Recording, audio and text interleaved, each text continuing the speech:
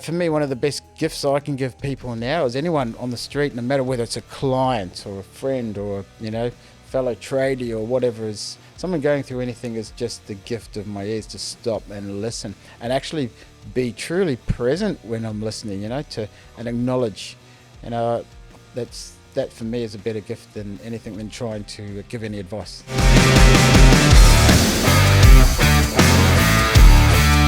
G'day guys, welcome back to another episode of Level Up. We are back in a very hot shed this afternoon for another cracking episode.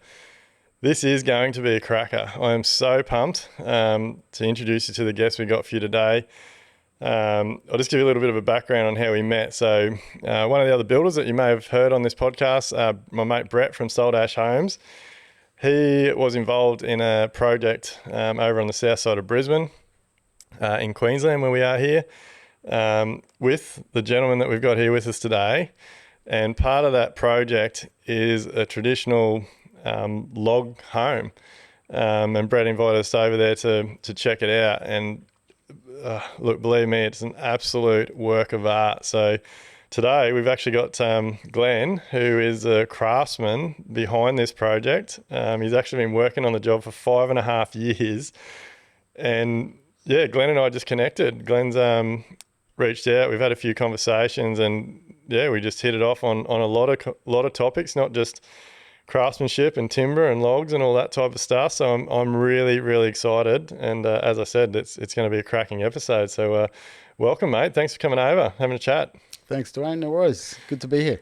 So I guess for those people that may not know what traditional timber framing or log homes are, do you want to give us a little bit of a background of how you got into this and I guess a little bit more detail around what it is? Yeah, so I specialise in log homes and traditional timber framing. So log homes, what I do is what we call a full scribe log home. So it's not the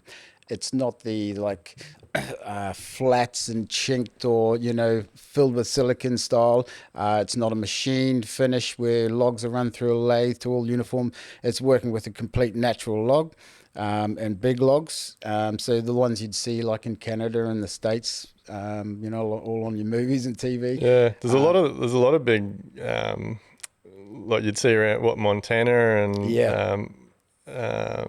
Canada and those sorts of places. Hey, like they have companies over there that literally specialise in turning up with truckfuls of log and building log homes, don't they? Yeah, that's the one I did my time for New Zealand log homes. So that was, equivalent of doing like your trade as a carpenter. I spent 4 years, learning the craft of just log homes. So yeah, there's a lot of time in learning the craft, the skill. And I was sort of lucky enough that in working there at the time, the company owner, Derek, had broken into a market of a post and beam, which is a square timber sort of carpentry as well, the big square timber and joinery, and over in Japan. So I was lucky enough to do not just the log homes, but then experience the pre-cutting of post and beams and sending them to Japan. Yeah, so you've got a huge variety of skills, haven't you? Like you're specialised in selecting the timber, sizing the timber, milling the timber. Yeah. And I think like it just blows my mind, like the amount of work. Like when people hear me say that you've been on this one home for 5.5 years, like they're probably like, what the hell? Like, yeah. But like I didn't realise exactly how much was involved until we come and had a look at that place the other day. Like when you talk about like, it's not like you just go to a pack, you pick up a length of straight timber and you come up with your truss layout on the ground and you just nail it together. Like you're actually, like you've got to size the logs, find the centre line of the log, and then all your measurements work from that centre line, don't you? Because like the log can be different shape on one side to the other. Yeah. And then trying to get all that to line up, and then you don't use mechanical fixings, do you? No. So everything's all timber peg fixings, yeah. Yeah, like the majority of it, yeah. Like the work, like seriously, for everyone that's listening, like the work in it is insane, but like you can see it like straight away when you look at it. It's just incredible. Like you can literally I don't know, it's something about timber, isn't it? When you walk into a timber home, like you just want to touch and feel it and rub it. Like it's just beautiful. Yeah, that's right. I remember, starting out in building. My dad was a builder, so that's what got me interested, right from as a kid to be a builder. And he was also a mountaineer and an outdoorsman and hunter, and so spent a lot of time in that. And when I left school, there was at the time in like the early mid '80s, there was apprenticeships were just rare as hen's teeth. So I couldn't. I tried and tried and tried. I just couldn't get an apprenticeship. Yeah. The economy was not going well. So I sort of had to retrack, and I took the other path. So Dad being really interested in the outdoors, I went and did an outdoor leadership course for a year down in the lower part of the North Island, in a little place called Masterton. So I went down there and we did this whole outdoor leadership. We're up in the mountains and the rivers and in the bush, and it was fantastic. But at that time, I was 23 and my son was born. My first child was born that year. And so by the end of it, I'm thinking the only work then in that field was to go and temp at, like outdoor pursuit centres and school camps and things. And I couldn't do that with a child. And just at the end of the course, there was a sign on the at the TAFE there, and it was a log home building school, like 6 weeks log home building school. Yeah. And I saw that sign, and bang! As soon as I saw the words log home building, I thought that's what I want to do, because I'd worked in the bush, I'd been as a country boy, I'd been on chainsaws and that for a good part of my life, and I saw that and thought something about crafting, chainsaws, big timber, I just thought, wow, I've got to do this. And so I left there. We had a young child, went back sort of to the Bay of Plenty where I'd come from. And the only two companies in New Zealand at the time, one down the South Island, one in the North Island at Rotorua. So I hit the guy up in Rotorua, his name's Derek, he's New Zealand Log Homes. And he didn't have a job for me at the time. So I just went back to being a country boy. I was in the skinning business and picking up hay for farmers and doing a bit of milking. And I just hassled him twice a week, every week. If I wasn't ringing, I'd make the trip over there. And I think a year later, Mate, you don't... Yep. Sorry to cut you off, but that, for any young people who are listening, I've got a young guy that's been doing that to me at the moment. And it's the first young guy that's had that persistence and commitment in a long, long time. And I'm going to have a meeting with him tomorrow afternoon, but that's what you got to do, isn't it? You got to hustle. Yeah. Like if you want something, you got to make it happen. That's right. Show you can, And for me, it was a drive. I just so wanted to do it. Yeah. So it was a drive, and I just kept turning up there. And in the end, as literally as I turned up one morning, and he said, "Glenn, you're a pain in the ass." He said, "All right, just grab that tool and go over there and start peeling logs." And I started. Yeah. And had to. Pretty much it's basically like sweeping a floor, but the first job for months was just peeling logs, which is good. You got really in touch with the logs themselves, peeling, seeing the shaping before you even start learning anything about the craft. But it gives you time to see. Over those months, I got to see what the process was, and So when you say peeling, that is it debarking? Yeah, debarking. That's like taking all the bark. So you'd have to get the bark off, but then you'd have to go through and take the cambium off. So we'd be using draw knives. I don't know if you know what those are, but they're like a half circle with two handles on it, and you pull it along the log. Yeah, so we'd either. I watch a lot of YouTube, mate. Yeah, yeah. Well, it's a bit harder than it looks. There's a bit of an art to that too. But depending on the type of finish on the log, would be using draw knives or just your little electric planers. So, and you'd have to clean the log up, and then they'd just get put aside, and then the craftsman would come and choose as they want. So, it was great to sort of be in a big working log yard, and slowly get the feel of the whole process. And then it took the same though, because you didn't just automatically jump on, you weren't just pulled off peeling and all right, time for you to learn.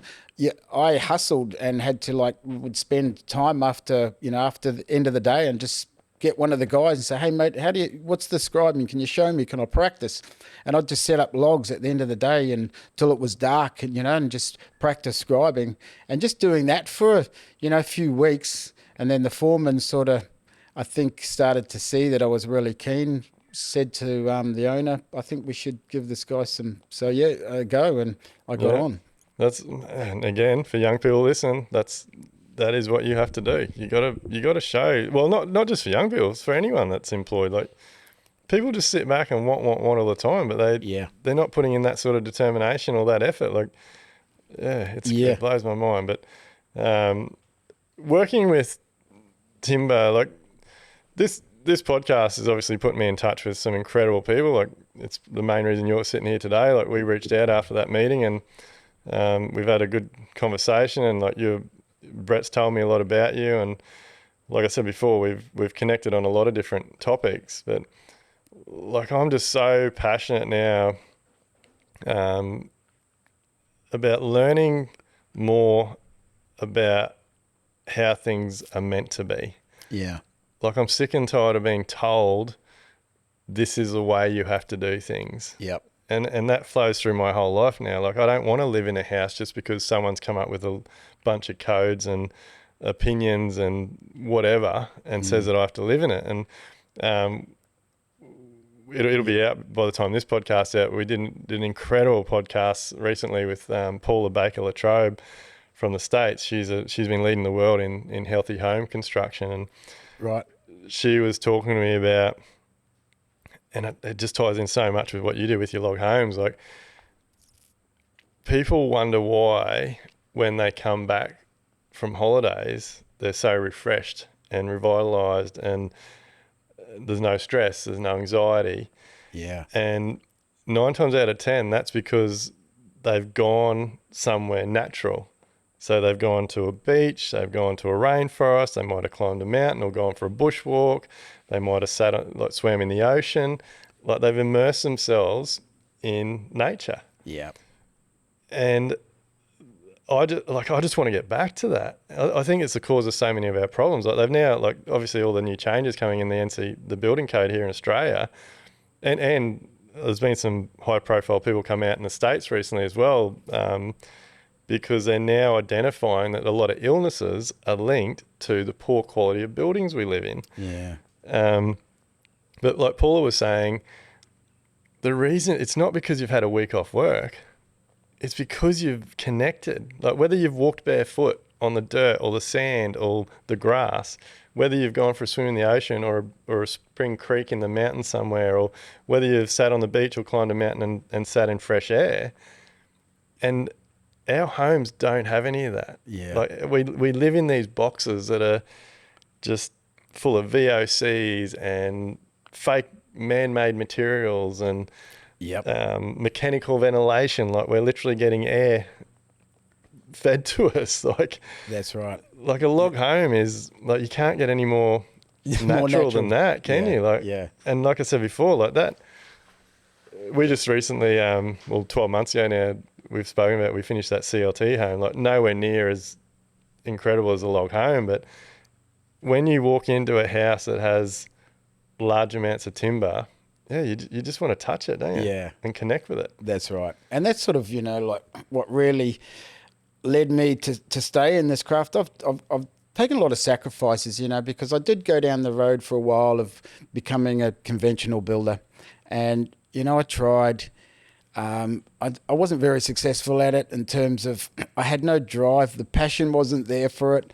And I just realized, what am I chasing, and all the stuff to get more money, to, all the stuff that I really didn't want anyway. And I really just want to be happy, and I want to be happy doing what I love to do, and that's the craft. So, I went back to that, and I was lucky enough to have people who wanted those projects, and they didn't come around that often.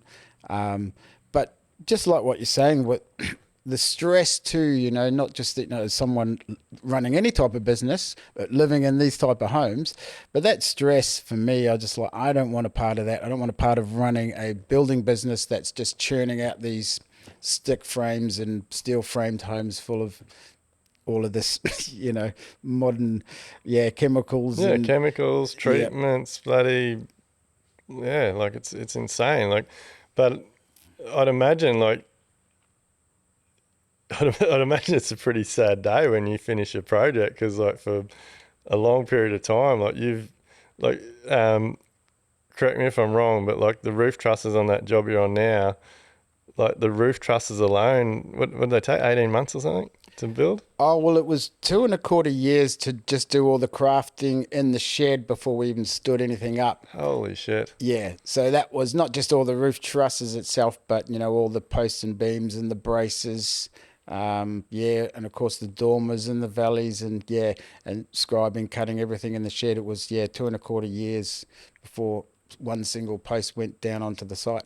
Yeah, it blows my mind. But like the finished product like is just incredible. I don't know if we can get a couple of photos or whatever and Shay can cut them into the video, but um, for anyone that doesn't know much about log homes or log building, like there's plenty of stuff on YouTube and that about it. Like it is huge in parts of the world, isn't it? Yeah, and it's pretty big in New Zealand too. It's Yeah. there's a lot of good log homes. Not so much. There's a bit of the traditional timber framing, like the project I've just done in Redland Bay.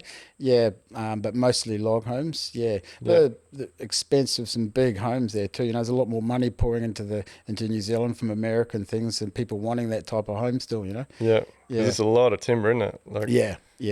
and then, like, I imagine when you're learning, it's like even for our young apprentices learning now just to do stick framing and things, like they make a mistake, you just grab another length out of the pack. Like, I imagine on a log home, you get a bit more than a kick up the arse if you ruin a log. Oh yeah, one. By the time I worked on one stick of timber and that, could be a $2,000 mistake. So yeah, lucky I didn't have many of those. And I think the one that I did have was able to be modified and used for a shorter length. So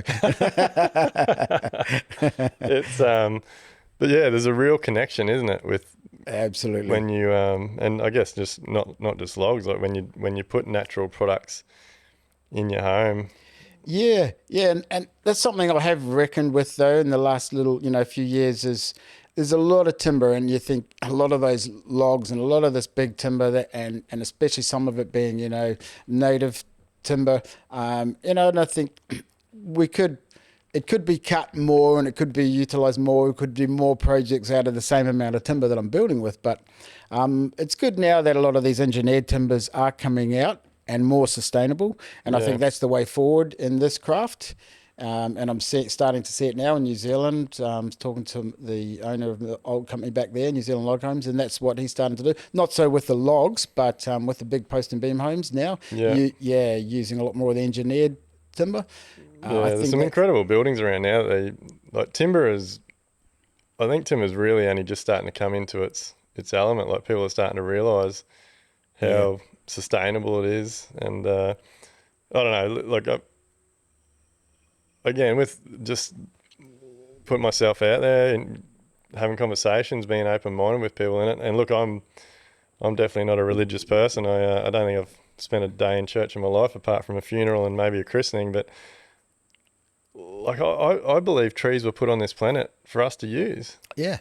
Yep. Like to filter our air and to provide us with shelter. Like, I don't know, with my little bit of knowledge, like from as long as we've been on this planet, like people have used trees to create shelters, whether it's started off with a few branches and leaves bloody piled over a centre log, or like it's just kept evolving, hasn't it? Like, oh, it has, and forestry management's got a lot better too now. Sustainable forestry, so replacing as many as they're taking or more than they're taking, so and managing the forest well. So New Zealand does that really well, and it's getting a lot better here too. What's the timber in New Zealand's?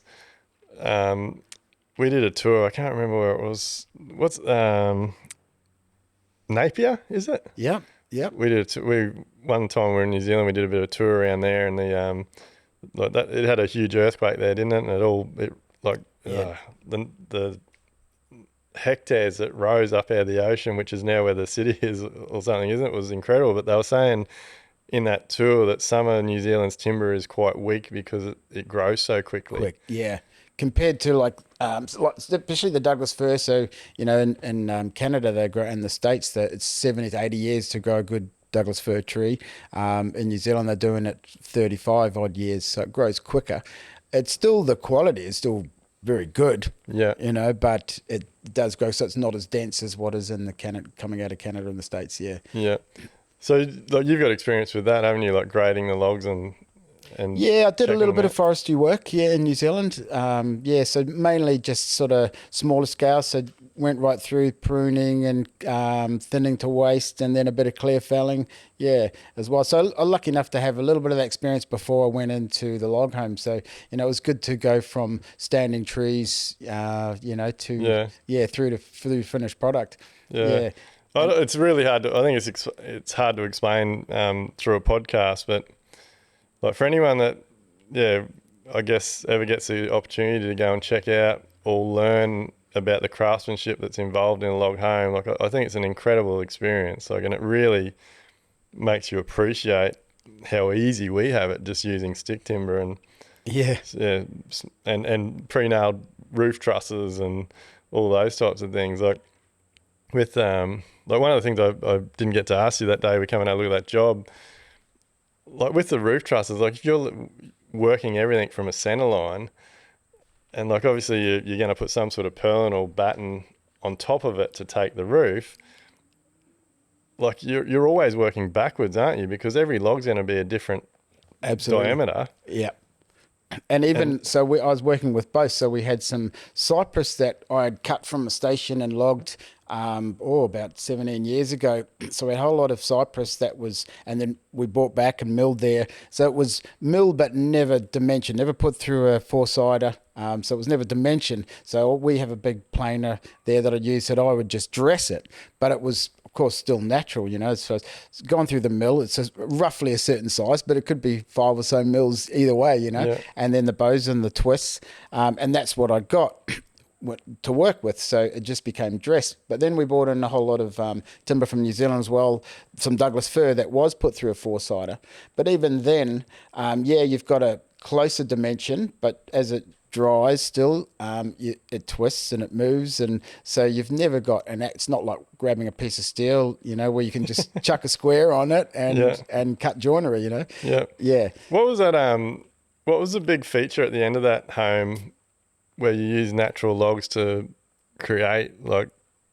I don't even know the word for it. Oh yeah, particular truss. You might be thinking of was the cruck truss. Yeah. So, at the end of that outdoor area. Yeah. So that was, we basically, between Andrew and I, we looked at we modified the cruck truss to sort of, with timber we had and some big slabs, so we're able to work with it and go, yeah, okay, this will work, that won't, and come up with the design. And then with the scribe technique, you can do, a bit more. We can sort of lay out. You don't have to be so... The scribing allows you to exactly place one piece of timber onto another, scribe a face, onto another face. Yeah. There's a lot of setup. It sounds easy, but there's a lot of setup in that. There's the other rules, like when you work off an axis of a center, or you can work from a line that's say 40, 50 mils in from an edge, is what we call square rule layout. And so then you're basically creating a theory axis or a theory line through all your timbers, and then you work from that theory line and protrude out. Yeah, that's a lot of work, and you can, like I said, in the finished product. Well, it's not finished yet, is it? Like you've still got a lot to do. Yeah, I've got now, since the carport's all been finished, which was 6-7 months. I've got to now do the tie-in of the new home. It's the best looking carport I've ever seen, by the way. Thanks, mate. Yeah. The old home's still there, which is this old brick and tile, thing that needs to be demolished, which pretty much will be. But then the tie-in from the new to the old, and then make the old look like part of all the new. So, no, it's definitely been a work of art, because like the frame's only one part of it, isn't it? And then you've got to come up with ways of getting the windows and the doors to fit within the timber frame, within the log frame, and the handrails along the verandas and things. Like fill in the gaps. Yep. Yeah, it's just insane. So, mate, how have you what made you come to Australia, and like what's what's been your progress? So you obviously learned how to do log framing. You had a crack at traditional sort of building for a while, and so I had some experience with the square timber side with New Zealand log homes, and I'd been there about 7 years or thereabouts, and we had a little place out on the beach, a little place called Pukahina, straight out from Rotorua. And I was halfway through a renovation on it, and I'd got to as far as I could, being foreman of the company there at the time, and sort of like ran out of money, So, so I thought, and it also in our area my boy was about 6 or 7 going to school, but there was a lot of the culture there at the time. There's a lot of pot smoking. There's a lot of, and it's like, which I had partaked in a bit there too, but I was realising, me and my wife sat down, thought, is this where we want to be, and still keep going with our lives, and sort of come up, no. So I had a look, Yeah, and just in Australia, and I'd heard about one company, and seen there was a couple on the internet. One was in Sydney, and another one which I didn't know of called Great Bear Log Homes down in Victoria. So I threw out a couple of emails and got a hit straight back. These two brothers down in Victoria, up in the high country at Mount Buller. They'd Mansfield, yeah, they'd started this company. One was a carpenter, and one was a pastry chef, and they went and did a they went and did a 3 or a few weeks building a log building course in Canada, and came back and tried to start a log home company, and they managed. They were starting, but they needed help, so they were like, "Yeah, we'd love to have you." So ended up coming over there, and being a naive Kiwi, they just promised me everything there. I didn't sign anything, just took their word for it, came over and promised the earth, and really was delivered nothing. So it was sort of pretty hard. Just lived in a donga in a caravan park, for pretty much most of the time we're there for a year and a half. Had an old clapped out Falcon that we were given, to drive the family around. But it was an experience, and I was there for 18 months and ended up going back to do work for builders and clients that had gone through that company that couldn't finish because, things weren't done well there. So I ended up going back and doing some work there. And then my wife and I decided, she had lived in Queensland before. So she said, let's go to Queensland. So, we just up and left and came up here. Didn't know a soul. Wouldn't have thought there was many log homes in Queensland. No, well, that's right. And I at that stage, I just was at a part of my life, I just needed a change, and it wasn't working out down there. So we came up here, and I thought, oh, well, I'll just come up here and build, if I have to do conventional building for a while until I see what happens.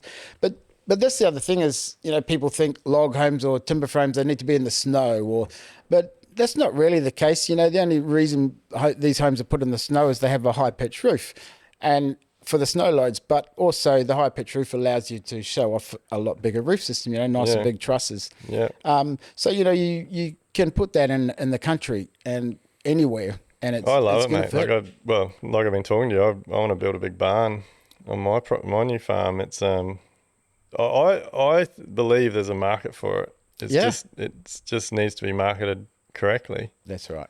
Because there is a lot of people out there that, look at how many people travel to those areas, and they love going to those areas, not just because of the snow and the skiing and all those things, but because of the experience they get to have staying in those types of homes and buildings. Oh, that's right. Yeah. It was nice while I was down there to work. I did 2 or 3 projects in the Yarra Valley around the wine country. I did a couple of little smaller ones up in the Snowies. So it was nice down there. And when we came to Queensland, I just thought, I'll just conventional build, and then I'll see how I go. I'll try and promote it slowly. But it was hard not having a lot of money and no network here as well. So I just had to go back to conventional building for a while, which I didn't enjoy. Yeah. And then how did you? So at the moment, like the client you're working for now, like they actually employ you full time on this project, don't they? Yeah. So when I ended up just. I was building here for a while, and then I was just a bit jaded. So I ended up going. Andrew, my current client, he's an arborist, has a tree lopping business, and I had a friend that was working there at the time, and he said, "Why don't you come back and do a bit of tree lopping, mate, for a while? Have a break." And I was sort of a little bit, depressed. Things weren't well. I'd been a lot of the time traveling. So when we first shifted up from Victoria to here, I was called back to New Zealand. I was doing 6-week stints back in New Zealand. Did a few of those. I was going back down to Victoria, finishing projects for some builders and clients down there. Yeah. And I was over it, though. I'd be continually being away from family, and I didn't want to be, from my kids. I just had a daughter that was just born. Yeah. So I just decided I need to, just get some work and stay put for a while. So I went tree lopping for Andrew, and I was just having a break, He saw my skills and decided he wanted to try and do something with it. He just built that huge shed. And so, we ended up, I had a station down in Dubbo, just a bit north of Dubbo, of a whole lot of trees there that I'd found. For a project a barn that I went and built down in Victoria. It was a one for an old log home client down there. Went back and asked me to go and build a barn. So I drove around looking for timber for 2 weeks, staying at pubs every night, just trying to find timber, and almost gave up. But we found this station anyway. And so when I met Andrew, he said, "Oh, well, let's go down there and get some logs." So I went down there, bought a couple of road trains of logs back to his place, and we milled and thought, "Oh, well, what are we going to start with?" So I built a little office for him there. And it didn't really work out. So I just went out on my own then and just was a contract carpenter. And I got a lot of work over on Coochie-Mudlow Island. Yeah. We did a log post and beam home over there, Andrew and I. And then I sort of went on my own, and it won me a lot of work. I did a lot of renovations, extensions, etc. I worked on Coochie for a good 10 years. Yeah, right. Yeah, and then Andrew started, he had all this timber at his house, and he started to think about, oh, well, I'll design his own home. So I was involved in that process for a little while with him, just helping him design. Luckily, he was really interested in the craft. So he did a bit of his own research enough to know what he wanted, what types of trusses he wanted. So, yeah, that was good. And that took a couple of years, for that process to happen.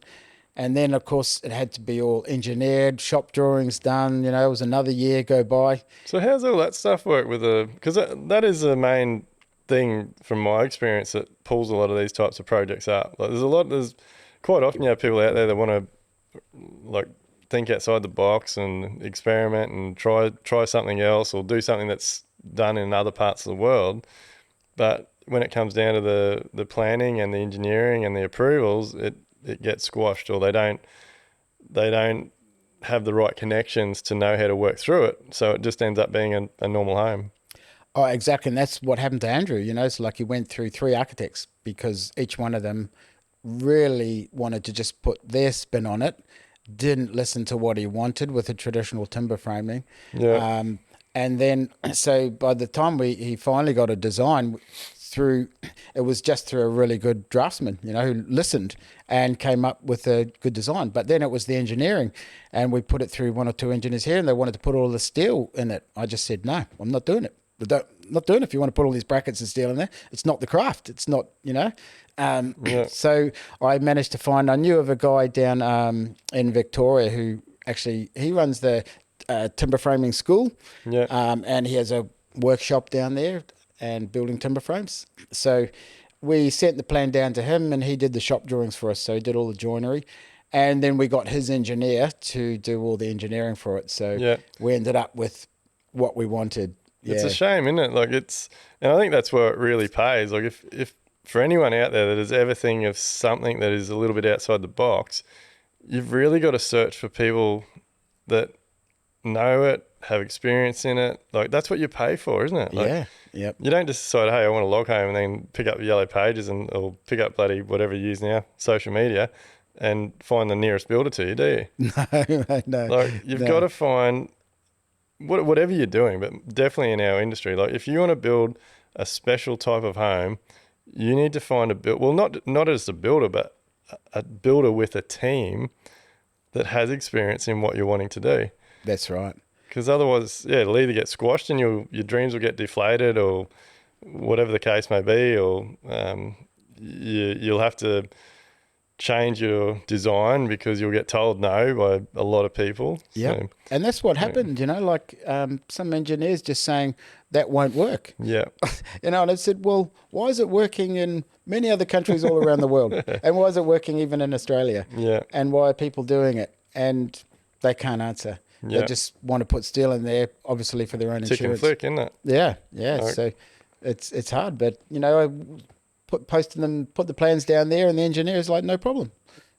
He's familiar with the work, obviously, but he would have had to gone through, to learn as well. We get this same situation with trying to recycle a lot of old hardwood. So I'm really passionate about when we do demolitions and renos on old houses, like we save, like whatever we can salvage, we save the timber and we repurpose it for all types of things. Half the shit around my place is all recycled timber, but when you want to use that timber in a project, the engineers so you've got, like you can have a 75 by 50 or 100 by 50 hardwood stud that has been in a home for 100+ years, That's that is right. still as straight as a die, that is far more, has far more strength than the new shit that we would replace it with. And yet an engineer will say, oh, no, I don't know the grading of that. You can't use it. Yeah. Yeah, what do you Like, think that is, Duayne? Like, is it they don't want to risk their insurance? They don't want to, yeah. Well, I think uh, it's all those things. Like yeah, uh, probably number one is they're not taught. yeah, Like they go to university, they go wherever, and they just get taught about the products that are currently readily available. Um, like we recently, late last year, we actually did a trip down to, we did a road trip, Drive 23 down around Victoria with our Live Like Bill members, and we visited um, Bamborough Forestry Farm, I think it's called, and Yanyangirt West, but um, yeah, Bamborough Forestry Farm, he grows like on this 40 or 60 acres, he's got over 140 or 160 species of trees from all over the world. And he does, he's got his own little mill. He mills the timber up, he grades it. And then the other people we've met when we've done trips down there is Robbie from, I think it's called Revival Sustainable Practice, I think, down there. But yeah, his big thing is they go into old buildings and pull out anything that's studs, veneer, timber, veneer walls, VJ, like whatever it is, bricks, you name it. And he's now got a collaboration of people that he works with that help him grade the timber and come up with ways of repurposing it in the jobs that he's doing. yeah, And beautiful. I think there's got to be more engineers and more designers and architects that Yeah, get on that. Like I know there's a lot of designers and architects out there now that they've got all different names for them, but they're basically doing demolition plans now on renovations. And part of that process is identifying any materials that can be repurposed back into the new build. great. And Yeah, like it's the way it's got to be. yeah, yeah, that's right. Like I don't know, I could bang on all day about it, mate, but I, I believe like if people were serious about sustainability and whatever you want to call it, bloody climate change, saving the planet, all these types of things, I believe we could change it like that Oh, for in a sure. heartbeat. And it needs to be, doesn't it? Yeah, mate, we could reduce our wants.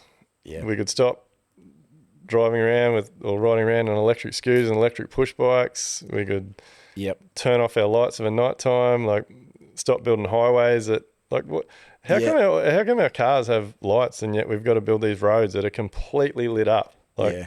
I what's know. what's the purpose of that? Like Yeah, that's right, mate. I mean, I look, mate, at these, like look at, much about the Amish community. You might have seen a bit of, what a they do. little bit, yeah. Yeah, but even, and this is where my craft came from was with, people, they did things in villages. And so, a lot of the men in the village would get together, they'd have a big workshop and they'd be building a house for each member of the village. It might be a small cabin, it might be a big home, whatever, but they'd build, all the men would come in, they'd do this project, then the whole community would be involved in raising day.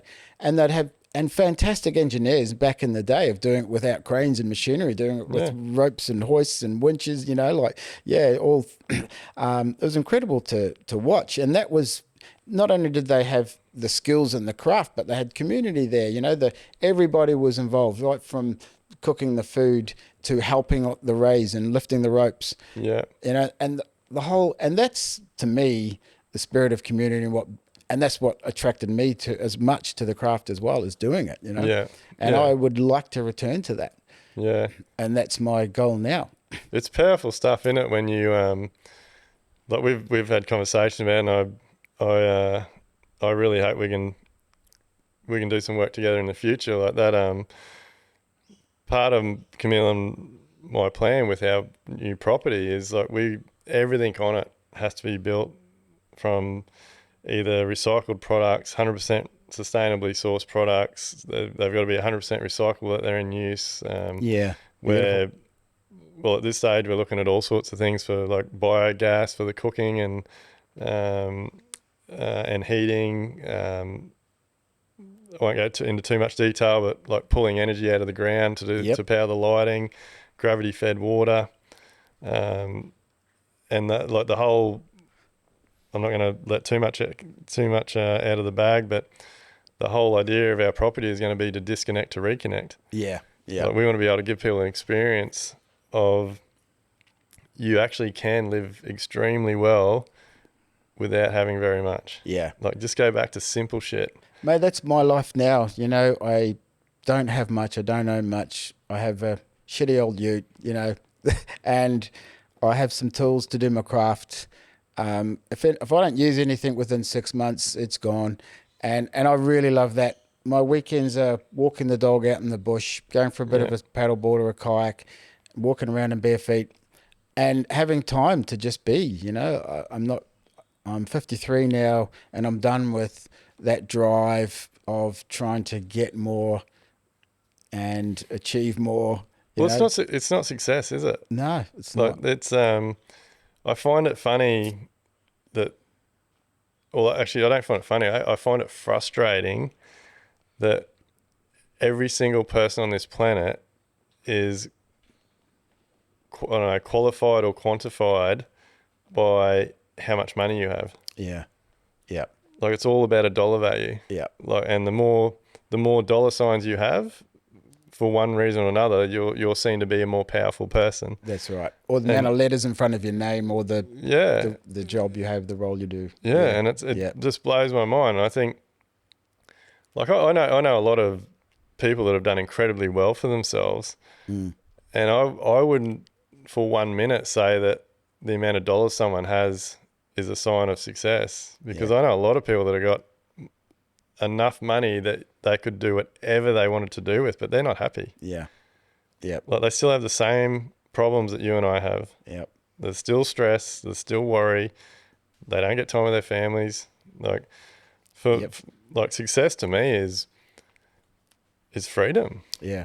Like it's being able to, if I want to go for a walk with the dog, I go for a walk with the dog. If I want to pick my kids up at school, I pick the kids up from school. Yep. If I want to spend time in the bush, I spend time in the bush. That's me too. You know, I don't have a lot, don't want for a lot, but I live a happy life. You know, or I could say I live a peaceful, calm life.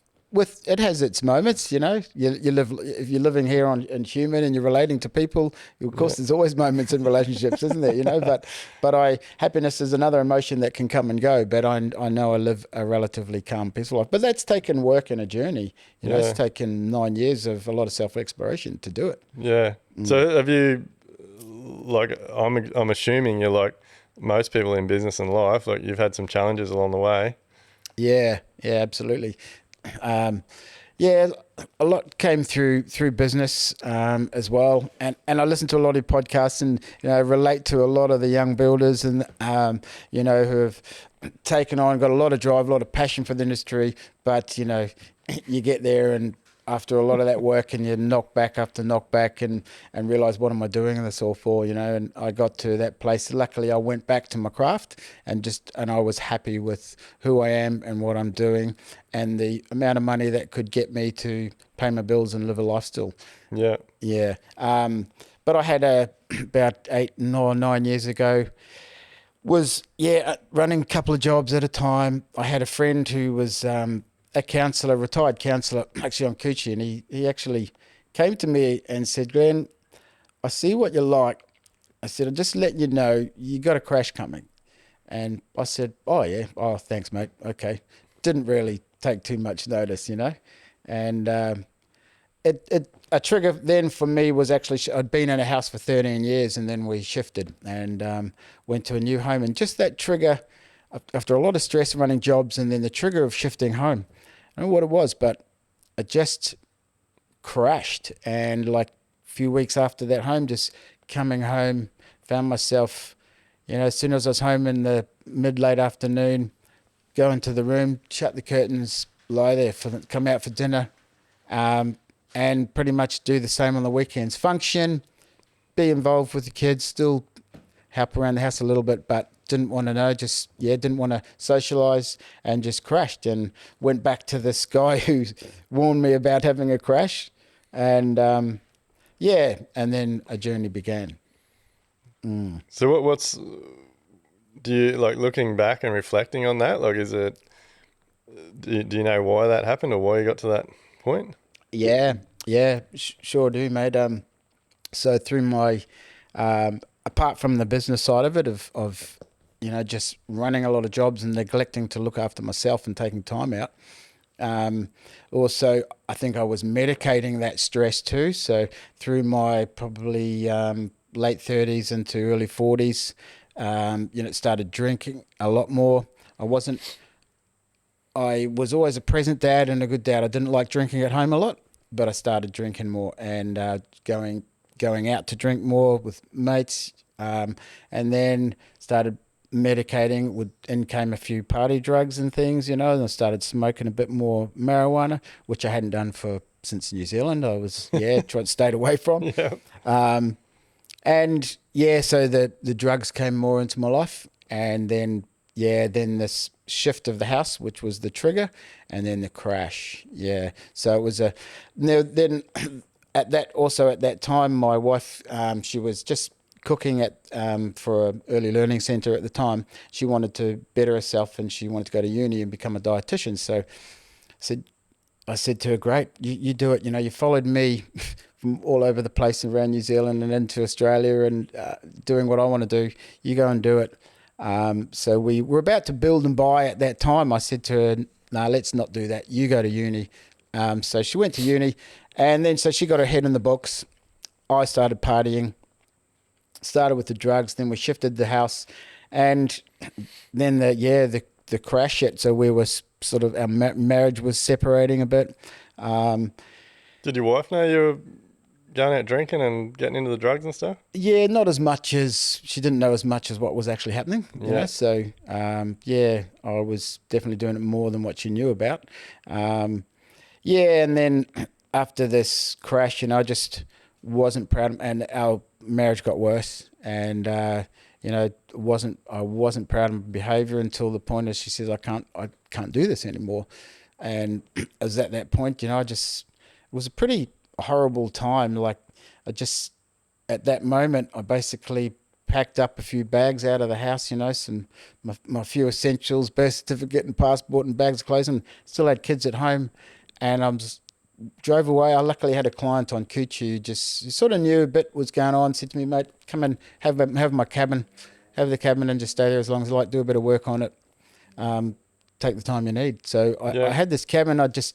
And I left, and driving away, I was just thinking, man, I don't know if I'm going to see my family again. Was under so much sort of guilt and shame about the way my life had gone down. Just over a period of a year, really, the drinking and the drugs, and got to Coochie and just crawled up in a ball, basically, and that's when I started getting counselling. I luckily had this friend who was a retired counsellor, became a good friend and mentor, and I just started doing a lot of sessions. And I spent 9 months in this cabin, no TV, no radio, nothing, just my guitar, and just got very clean and very healthy and fit. But I'm reflecting on that. I remember driving myself to get fit, and the energy, the drive was out of shame. It was like, you're just a miserable piece of shit. Look what you've done.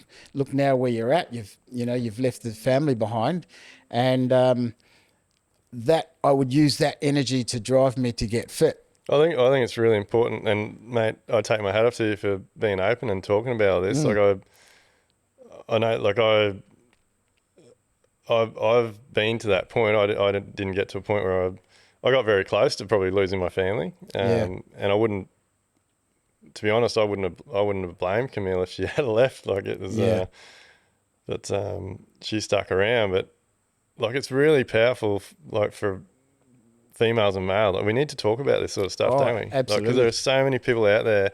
There'll be people that probably listen to this that are thinking, "Holy fuck! Like, that's what I'm going through right now." Yeah. Like, and I think the thing is to realize that you're not alone. Like, and there is a way out of it, isn't there? Oh, absolutely. So what was, like, you must have, something must have sparked for you to have a turning point. Like, I know for me, it sounds similar to what you were saying. Like, that was basically the same for me. Like, I was like, fuck me. Like, I'm letting everybody down. Like Yeah. I'm a piece of shit. Like I've let all these people down, my family, my friends, my clients. Like I need to fucking take responsibility. Yeah, yeah, that's right. Oh, yeah, I was at certainly, mate. And when I landed on Coochie in that state, I reflected. I tr- when I was 8, mate, my dad killed himself, so I had no dad, and so for 3 years after that, then my mum. I woke up one morning in the house. There was a new man in the house. Became my stepdad. He was a alcoholic, very abusive, and I copped a lot of shit for the next few years. And so coming out of that, until when I met my partner and we had kids, I wanted to be the opposite of that, and so I'm proud of being, for most of my life there with my kids, a very present and active dad, and as good as partner as I could have been at the time. Yeah, so I was proud of that. But going to Coochie, I sort of I crashed because then I realised, holy. I haven't so much become them. I wasn't aggressive and violent. But I let them down, and who have I become? I was drinking and taking drugs, and now I'm not present, in Yeah. that time. So I was, yeah, really, really low. And, I'm not afraid to admit I didn't consider suicide, but I went many a night or go to bed wishing I wasn't going to wake up. I was at that real low point. I was just lucky that I had, this friend who started the counsel, and that's a first step of the last 8 years of a lot of continuing work, Yeah. but it was enough those first 8 to 10 sessions, and then entering men's groups and going and doing all sorts of courses after that, Yeah. and sort of never looking back from that moment, and we ended up getting back together, me and my wife, for a few more years, and did really well. Yeah. But yeah, it was a hard time. Yeah, but Yeah. it's something you're really passionate about now, isn't it? Like you're actually pretty heavily involved and you do some courses with people and Yeah, yeah. yep. I just going through and participating in men's groups. I went through a number of different groups, and then as I was doing them, I started to get asked to come back and help and just sit in, just share my experience of going through the course the previous time, and then slowly just doing a bit more training in different areas, and to the point where I ended up starting to learn and facilitate and run men's groups, and Yeah. run rites of passage, go out and help lead rites of passage programs. And I yeah, think that's something that really interests me. Like, and I until we've had a couple of conversations, like I didn't realize you were that heavily involved in it. Like, and when you're talking to me about that and going and so you go and spend 3 or 4 days in the bush yeah, with nothing, do you? yeah, basically Yeah. just enough to boil some water, Yeah. fine water, and boil it so you can drink it. You get a couple of tarps, but yeah, that's about it. A journal, Yeah. yeah, and a pen. Yeah. And like that can be the best experience of your life, can it? Yeah. Can't it? Yeah. Yeah. Strip back to nothing and sitting with nothing, no phones, no entertainment, no books, no musical instruments, no nothing. And so you have to sit there in your own thoughts, and then pour them out I and think this start is make sense of them. I think this is such powerful stuff, and I would highly recommend for anyone listening to this. Look, you don't even have to go to that extreme, but like I've told people before, and I definitely do it every now and then. Like I think one of the best exercises you can do is just sit on the end of your bed with no noise, no lights on, in the dark, and ask yourself like, who am I? Yeah. What am Yeah. what are my goals? What am I doing? Yeah. Like just ask yourself the hard questions, and don't be surprised if you sit there and you start tearing up and having a cry, because when you seriously put the pressure on yourself and ask yourself those hard questions, you'll be surprised what comes up. Oh, yeah. Yeah, that's right. Yeah. Oh, for sure. It's a hard thing, isn't it? Like a lot of people shy away from it. Like a lot of people think that everything's perfect and they're cruising along and Yeah, because it's painful to often go into that, these areas. It's painful to go in there, or it's painful not to medicate them. Not to drink, not to take those drugs, or use anything, or go and play golf and avoid the family, or go and work on cars, or whatever it is. Often that's avoiding, you even sitting and working through your stuff. yeah. And then also having the guidance, someone pointing the way to, well, what is it I'm working on? What is Yeah. it? Yeah. It's funny. I find it really strange now. I know I sound like a broken record. Like I love these conversations. The people this podcast has put me in touch with, like you were just saying then, like you go and have a game of golf because that's distracting you from what you really should be doing. And to bring it back to like our main listeners are tradies and builders. Yeah. I believe that's a really that's a point where a lot of builders get stuck, and that's like without taking responsibility and ownership. So a lot of builders will tell themselves that they've got to be on site with the team, or they need to go and check on that job because they don't want to take ownership that they really need to be sitting in the office, or they really need to be understanding their numbers, or they really need to be doing some personal development. Yeah. But in their mind, they just tell themselves they're busy. Oh no, I've got to get to the site. I've got to see the boys. Oh, I've got to meet that plumber over there. Oh no, I've got to beat this client over here. Like, it's the same thing, isn't it? Yeah, that's right. It's Like, avoiding. They're just avoiding they're avoiding what they actually, their guts is telling them they really should be doing. That's what I meant. Yeah, and I, like you were mentioning before, when you're talking about connection, going out into nature and being connected, and often when we're connecting in nature, we're also connecting to ourselves, and in bare feet, whatever, just strip back, walking the dog, or just going and lying under a tree, but we're connected to ourselves in nature, and that's where, and even just letting the thoughts run, but not many people do that, and that's helped me a lot. Well, again, they'll take the week off and they'll go to a holiday at the beach or camping or whatever, and in that time they might have a few great ideas and clear their head because of that environment they're in. But as soon as they get back home and back to work and back to the business, they let that shit take over. Yeah. But it doesn't have to. Like, you can still get in that zone. Like I said, sit on the end of your bed, find a quiet spot in your yard, like just pull over on the side of the road, go to a park. Like, it's real. I believe it's really powerful just to take that moment. I reckon I'd probably do it once a week. Yeah.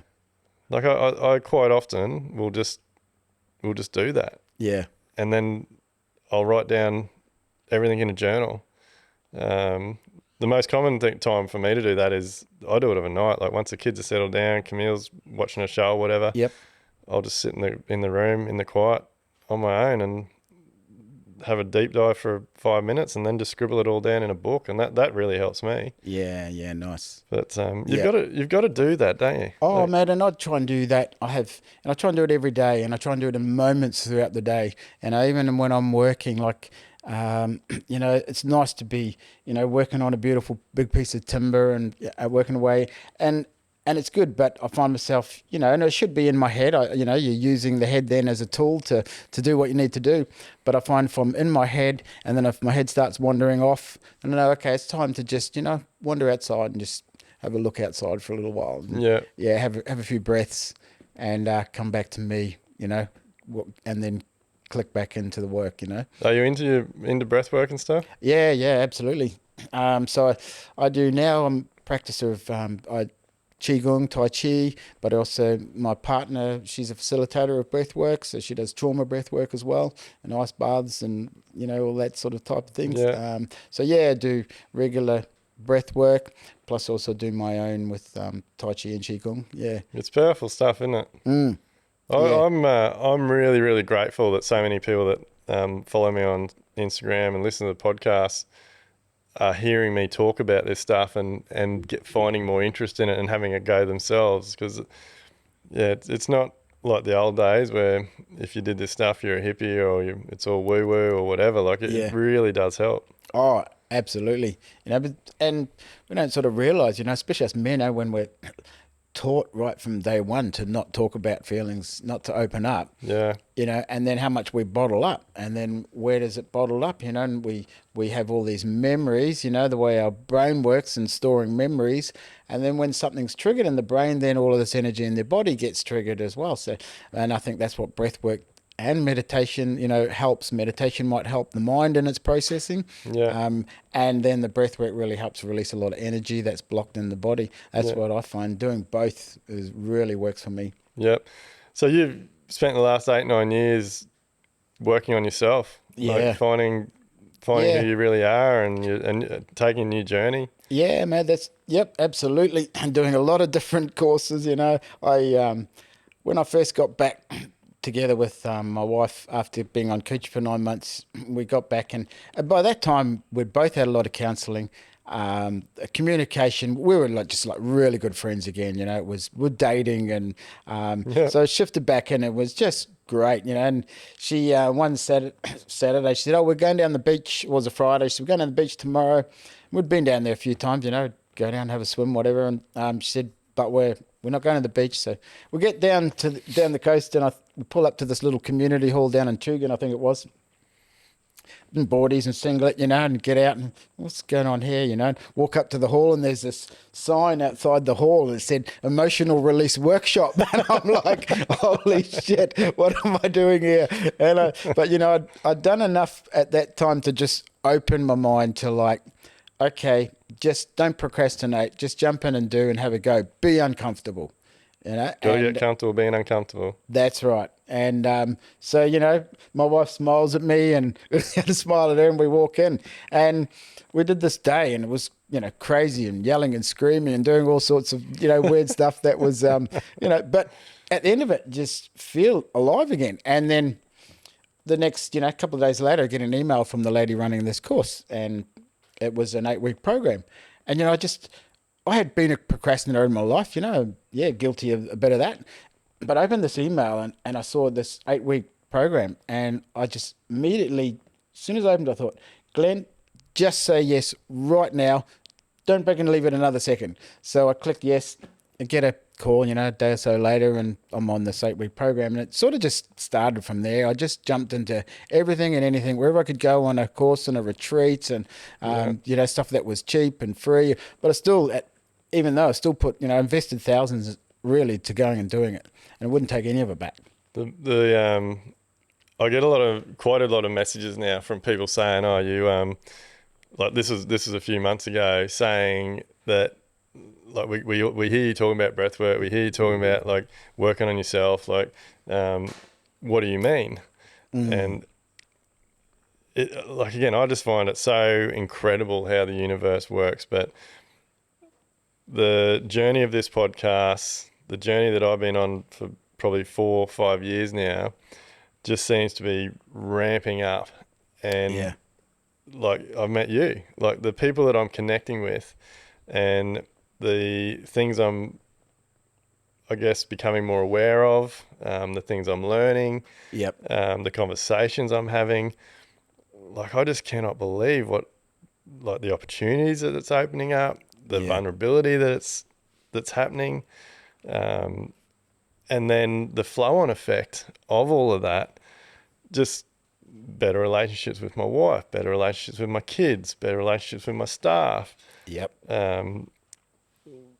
More like just being, I don't know if being more financially stable is the right word, but just, I think it probably comes back to just, again, being more aware. Like you said before, like self-awareness. It's just self-awareness. Like we're not, like I think I used to put so much pressure on myself, and I'd love to hear if it contributed to you, but I know a big part of the period the tough time I had was I was always trying to be someone and have things that weren't me. Yeah. Like I don't know if it was because of the way the things I heard growing up or whatever. And I think it's only worse these days, especially with social media and stuff, because everyone just sees fake. That's right. Well, look at what Facebook is, isn't it? And Instagram, it's a persona, isn't it? It's all your best foot forward, what you want the world to see. And that's why I love these conversations, and that's why I love keeping it real. Like I do believe it was a huge contributor to the position I got myself in, and it was purely because I hadn't found myself. I didn't know who I was. I was just trying to keep up with everybody else. Yeah. And it was the worst thing I could have ever done. Yeah. Like all it did was get me into a lot of trouble, a lot of debt, a shitload of anxiety, a lot of depression, and to a point where I nearly lost it all. Yeah. Like, and it's happening all around us, isn't it? Yeah. It's so much, and that's why I've got a heart now. As much as I have a passion still for my craft, I have an equal passion for men and the way that the suicide rates are, and it's everywhere, and it's now not just men, kids as well getting the statistics are getting crazy. Yeah. I'd love to hear your opinion on this, and I don't know, it might stir a few things up, but I'm not sure on the wording to use, but I believe males are having a very difficult time now. Like we're being pushed to be something that we're not meant to be. Yeah, absolutely. Like Yeah. what's your thoughts on that? Yeah, well, since sort of it's great to see now women going right over and into the industry and feminism even taking off. I think that's great, and but you still see now men lost and not knowing what their role is, and some are trying to be leaders, some don't know, you got a lot of unsurety in men on what their role is now, and even as providers, but I look now for me, a healthy marriage or a healthy relationship is just equal partnership, not one being the leader.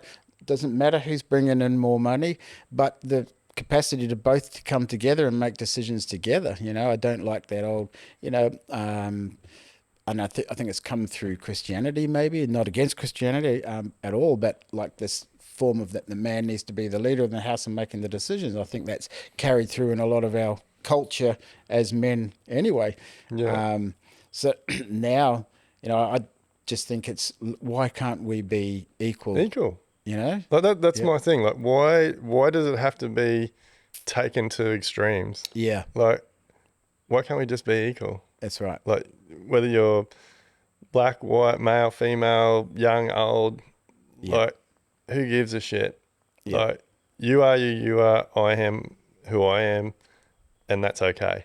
That's right. If you want to be who you are, go for your life. Yeah. Like I don't understand why we need to have all this stuff pushed on us. Yeah. Yeah, I don't know, but I think it's complex too, isn't it? When relationships, when there's ownership, that this thing that two people become one, and I don't agree with it. I don't like it. It's there's two individuals still that they came together, liking each other's company and hanging out, and got married or whatever, or just decided to spend and live life together. Why isn't there that carry through, like the capacity to be individuals and not own and try and change someone, It's like, and then look at, okay, if there's issues there to be able to talk about, to sit down and negotiate, Yeah. But I don't know. I think like there is like men need to be men. Like there is certain things in life that like men need to be men and women need to be women. Yeah. And like I don't know, I just don't think there's like we're losing that. Like we're losing like skills, like really, really important skills that men should have and that females should have are getting lost. Yeah, that's right. Well, we have grown up in a pretty toxic culture, haven't we? To do with men. Yeah, the way that we've been shown right from the start about feelings, being able to and not talking right through to men should be like this, but we're as different. We're all as different. There's 8 billion of us on the planet, and however many men, we're all different, like different things. Yeah. To be individual, I think, is still the key. Know who you are. Yeah, but then having those life skills, like being able to, like it something I think about all the time. Like the way I see the world going, and like we really like I teach my young girls a lot of things that a lot of young girls probably don't get to learn, but like. I just have this vision in my mind that I think is hilarious. Like in the very, very near future, like what happens if someone's stuck out in the middle of the road in the bush, you know, in an electric car, and they don't know what to do? Like, their phone doesn't work, the battery's flat, the car runs out of energy, they got no food with them. Yep. Like, they're going to freak out. They're going to panic. They're going to bloody get anxiety, like that, because they won't know.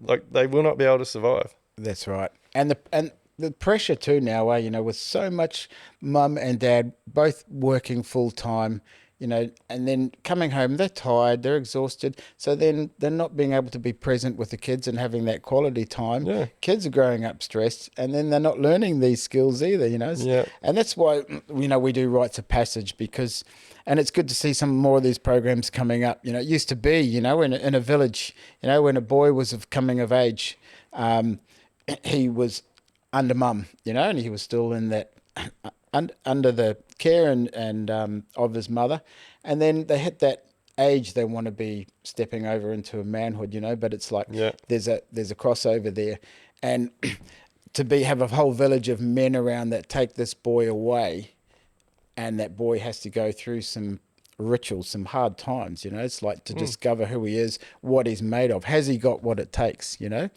And to go away and alone and get through that, and then come back, now not under the nurture so much and care of mum, broken that attachment to mum, and now go on to, now he's getting mentored by the men, the dad and the uncles, the men in the village, you know, and supported on his journey into manhood from there, you know. And there's but what now that's happening is there is none of that, isn't there? So these kids are turning to each other. So their rites of passage is going out and drinking and have fun.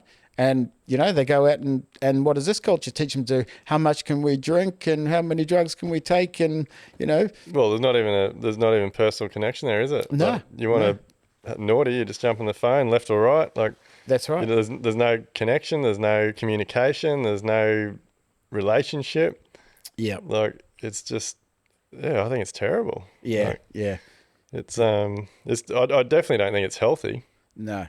No, that's right. Yeah, and I think we need more and more for men. Yeah, and look at, you know, we on some of our rites of passage programs. I mean, one led, there was a 70-year-old guy on there. You know, like it's not just about the teenager, because we've got men that have still got a boy's attitude. You know, that in their 60s and 70s, and you see them, and you often see it, don't you, in this midlife crisis. You know, it might be a depression or crash, and some others it might be the Harley or the sports car and the gold chains, and, you know, driving around, and still doesn't know who he is and how he's acting or how he's behaving. Doesn't really know anything about himself. Yeah. And you see, and we've still got men in that boy's attitude right through. So it's good to see in the rites of passage now we're getting from 17-year-olds to 70-year-olds. Yeah. You know. It's crazy, isn't it? Like, I firmly believe now, again, like a broken record, like 99% of people on this planet will never find out who they really are. Yeah, mate. And for me, that took, you know, like, you say that to people, like I say that to people now, and they have no idea what I'm talking about. No. Yeah. Like, and because it even goes beyond who they think they are, you know, or when you investigate, you know, because we're actually not the ideas or the perceptions of ourselves. You know, we need to sit and actually see who we are beyond ideas and perceptions, you know. So well, and like the way you've been brought up, the culture you've been, the religion, like there's all these things that go on, and people live their entire life because of a set of rules that they were born into. That's right. And so some of the programs that, you know, that we do is we actually look at that, and we look at, you know, working with understanding what is that conditioned side of ourselves. So like when we talk about a true self, false self, another word, the false self being everything that's been conditioned in us from birth. So what people think is a big ego might actually is our persona, you know, how we want to face and front the world, what I want you to see of me. And so we investigate what's our ego, what's our persona, and then what we call the shadow, what's the dark parts underneath that, you know, I'm not even aware of myself, what's unconscious in me. So we investigate all of that. And part of that, like you're talking about with culture, is with ego, is to see, you know, what are my values? And when I look back and saying, well, hold on, some of my values, this is what I was led to believe I should value, but they're not actually what I value. Yeah. So what do I personally value? And it's a really good exercise, and I sat with a lot, and it adjusts sometimes, the older I get, hit sort of that middle-aged afternoon shift of life, and now looking for meaning rather than wanting to become something. What does it all mean? And so it's still, for me, I'm adjusting, what am I valuing? Values is an important one, isn't it? Like when you ask people to do that exercise, like write down your values, some people will just scribble it down very quickly without even thinking about it. Yeah. And when you question them about it, they'll say to you like that, well, that's what mum and dad taught me. Yeah. Like that's what my family believes in. That's right. Well, what do you believe in? What's your value? Yeah. Values. Like what school is drummed into them, and the rest of society, is drummed into them. Yeah. Yeah. Yeah. And I think something else I think that's really important is it's like whatever you feel and whatever you think, that is okay. Yeah. Like you do not have to have values just because of shit you see on social media or things that your friend might have said to you or your mates have said to you or you think you need to have because that's going to get you to a certain position. Like, just be yourself. Yeah. Like, that's the most important part, isn't it? That's right. And speak. I think things have got to come from the heart. If you can't honestly sit in front of someone and speak from the heart and be yourself, then you've actually got a real problem, don't you? Oh yeah, and be completely honest. Yeah. And I'm quite a spiritual person, but I'm a practical spiritual person. I just believe spirit is energy, and it's energy within us and energy within everything. Yeah. And I think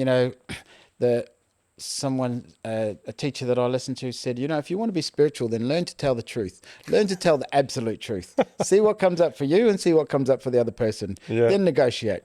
And I try. It's true, but it is true. And you look at how much we hide. It might not be that it's even a little white lie, but it might be just something I'm not saying. I'm not actually saying my truth here. I'm not setting a boundary, and expressing. Yeah, I work, and I'm not, great at it by any means, but I try, and I practice it every day if I can. Yeah. And I've now got a partner who is very open to, bringing it up as well. Hey, I noticed your energy today. You're a bit like that. What's going on? And that's really important, isn't it? Like that's my thing this year. Like I want people to pull me up on things. Yeah, because I actually think that's important. I think it's something else that society is frowned upon now. Like, oh, you're an asshole, or you're a prick, or you're not allowed to say that. Like, telling someone that they're being lazy or like get off your ass, you're fat because you're not doing anything. Like, it's like there's certain things that really should be said. Like, except everything's like, oh no, we can't say that. That might offend somebody. But if in reality, if we're all a little bit harsher on people, more people would actually get off their ass, pull themselves into gear and be the person they want to be. Yeah.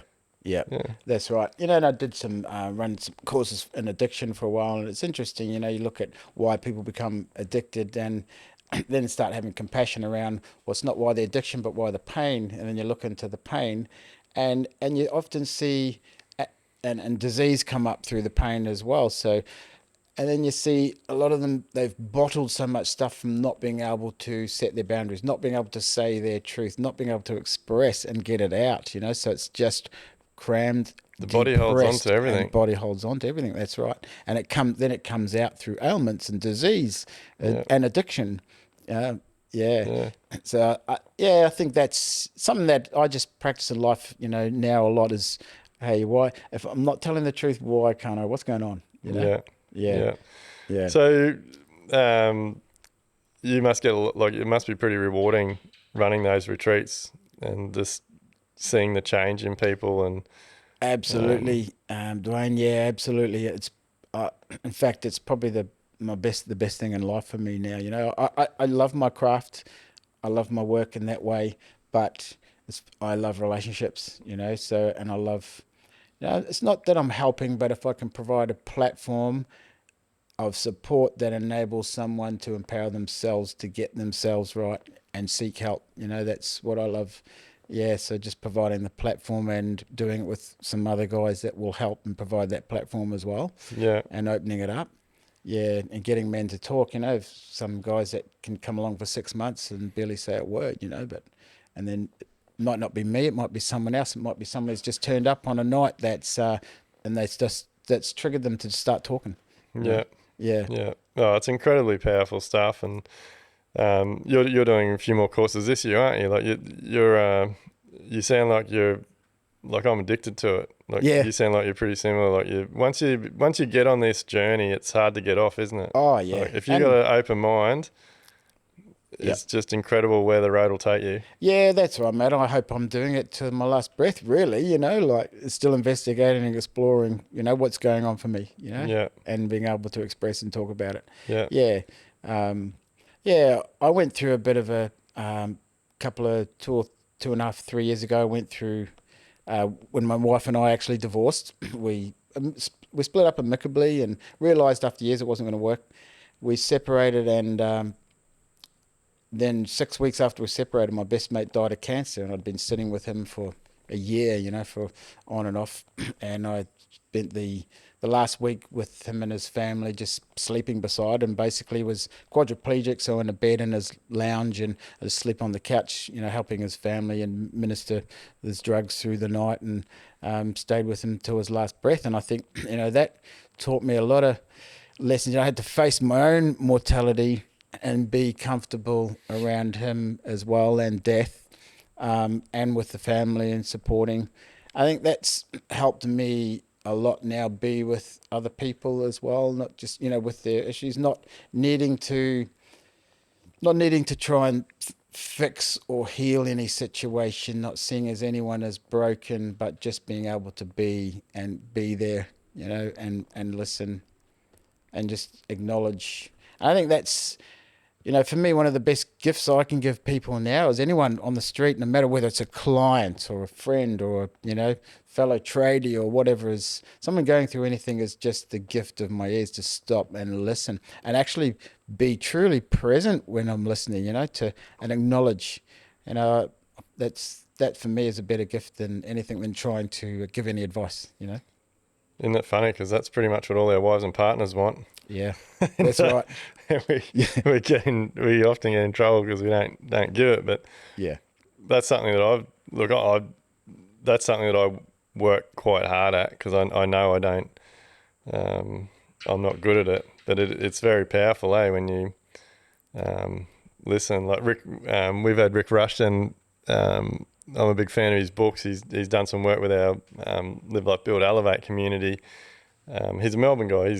One of his books is called The Power of Connection, and that's his big thing. Like you've got to listen. Like the trouble with the society these days is the person being spoken to Yeah.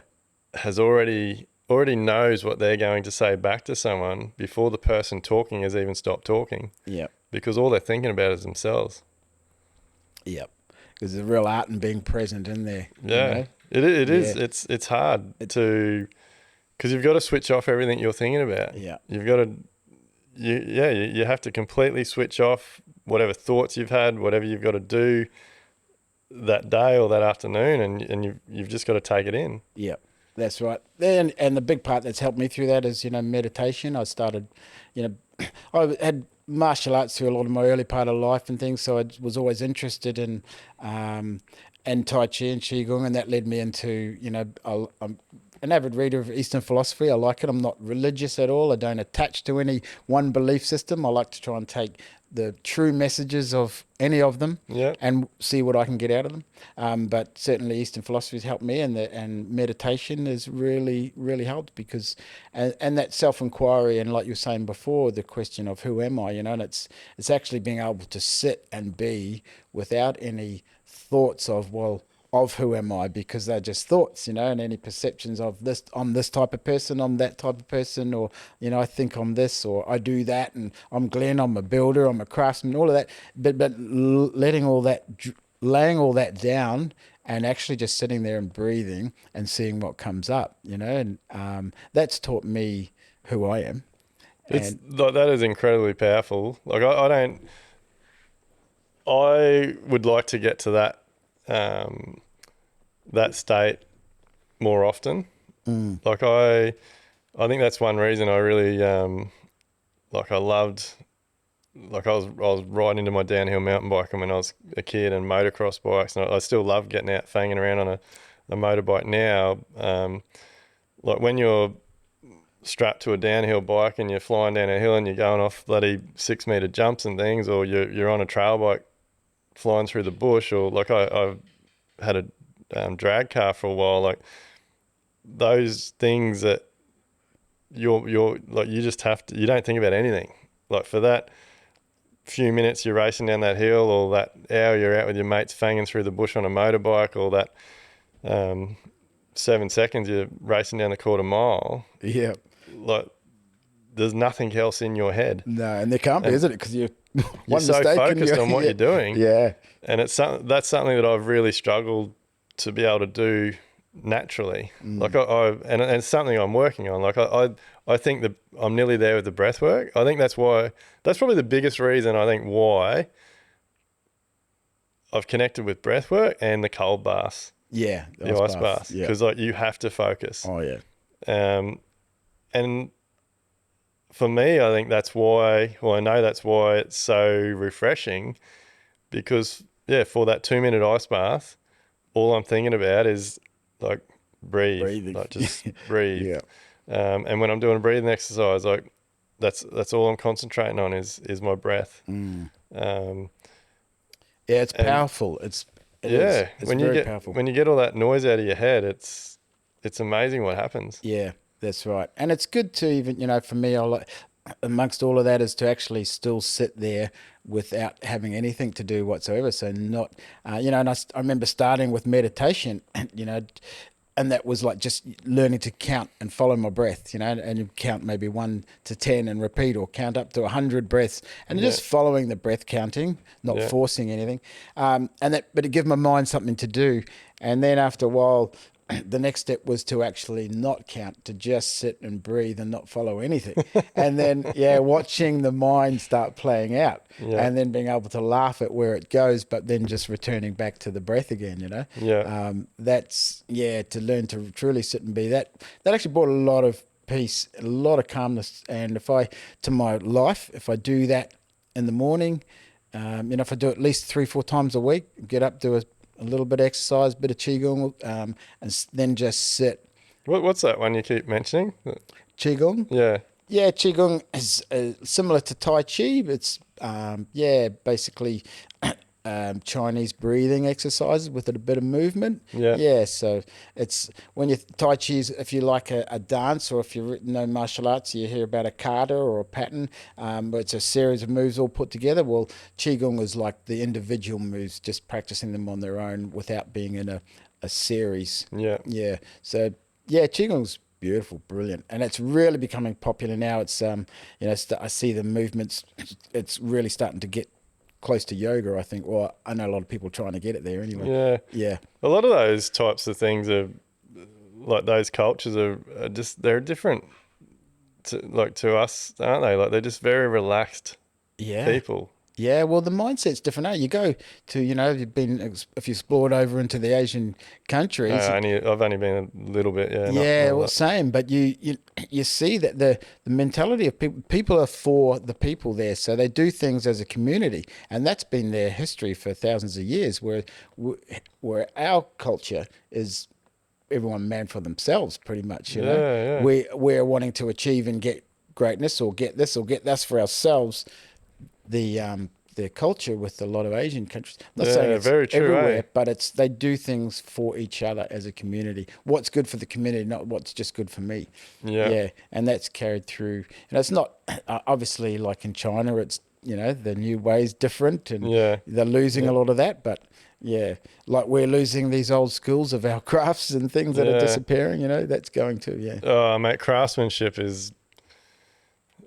We didn't really get into that much, but like craftsmanship is just, it's going to be a thing of the past. Like, we're going down a road where, like even carpentry, like I believe it's not far off where, well, I think it's happening now, same as plastering and stuff, but like you'll literally do a fit out apprenticeship, or you'll do a cladding apprenticeship, or you'll do a framing apprenticeship. Like the days, like I think I'm very blessed. Like I got in at a time where like my apprenticeship was carpentry and joinery.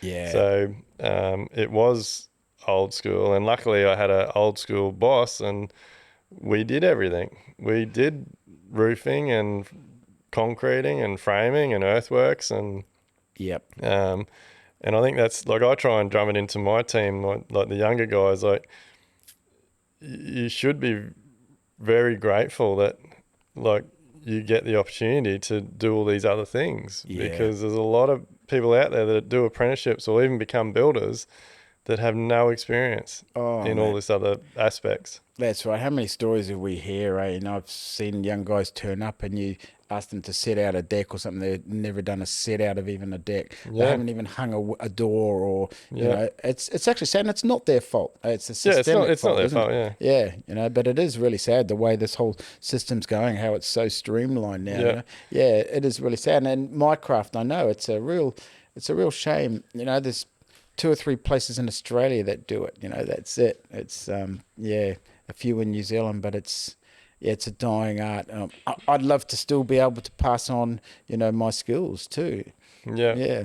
It's a shame, but it's just the way the world, isn't it? Like everything's just so fast paced. Everything's like a production line. Everyone, like, they're spitting out all these volume built like cookie cutter houses. Like it's which goes right back to where we started this podcast. Like people living in houses with all this synthetic products, all VOCs, like everything unhealthy, like kids growing up crawling around on carpets and floor coverings that are full of chemicals. That's right. Like it's horrible. But Glenn, we might have to wrap it up, mate, because I could seriously sit here and talk all night.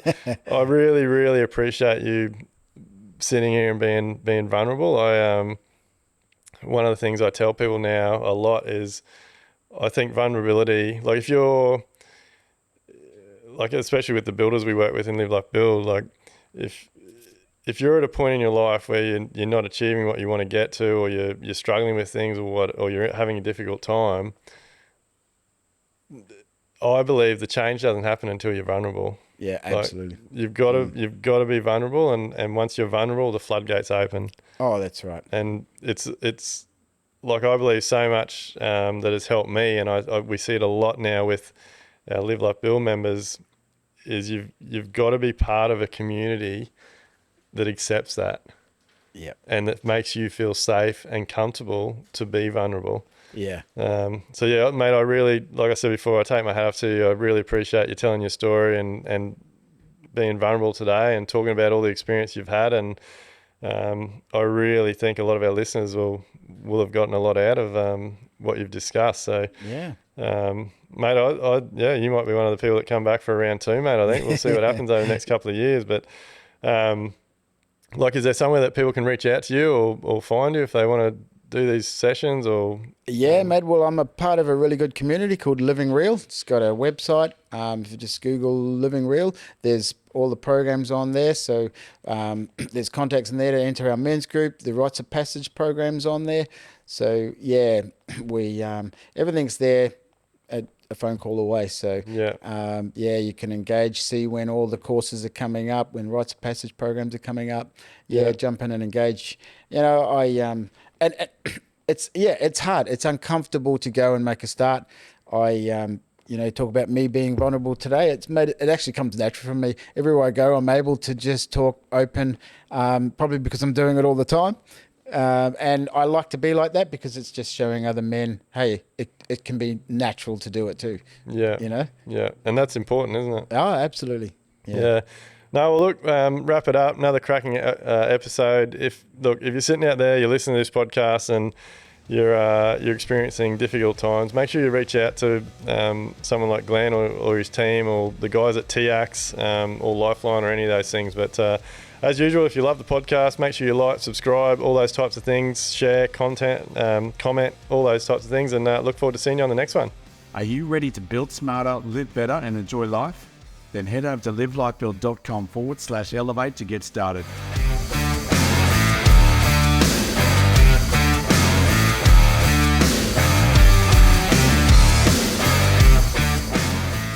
Everything discussed during the Level Up podcast with me, Duayne Pearce, is based solely on my own personal experiences and those experiences of my guests.